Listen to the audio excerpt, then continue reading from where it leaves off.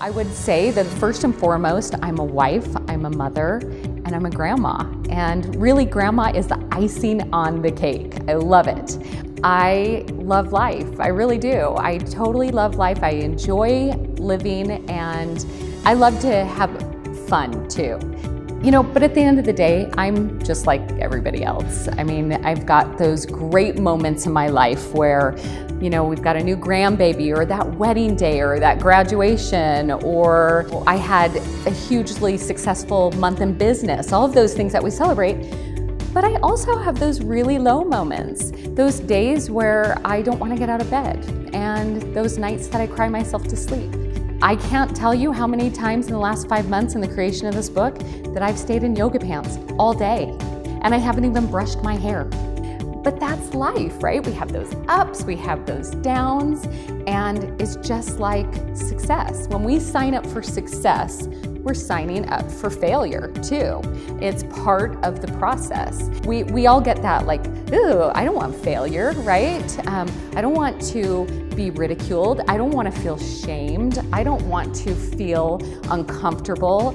I want the success, but I don't want the failure, right? So if I'm having to sign up for failure to get my success, then count me out, because I don't want it. If you were to look at any major successful person in the world, those big influencers, think your Oprah Winfrey, think Winston Churchill, your Bill Gates, those really influential people, and we all know their stories, right? We know that Oprah Winfrey was fired from a radio show.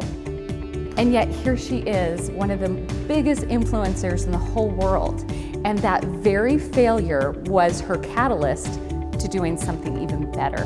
I realized, it kind of unfolded to me, that the reason why I had so much success in my life was because of my failures. That every success that I had was beautifully gift wrapped in failure.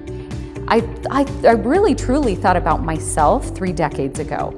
This younger girl that had all the gifts, all the talents that I have right now, and yet I was so scared to make a mistake.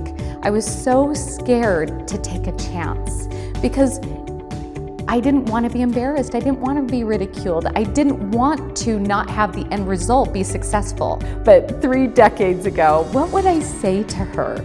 And I recognized that if I could give her proof, if I could give her stories of all these incredibly successful women that have overcome huge challenges and obstacles, and they actually utilized and attributed to much of their success to their failure, maybe I could touch myself, my heart, my mind, and give me a little bit of faith and belief that I could do it. You just need to look at failure for what it is. It's part of the process. Embrace those things. Any person that reads this book is going to find a story that they can relate with.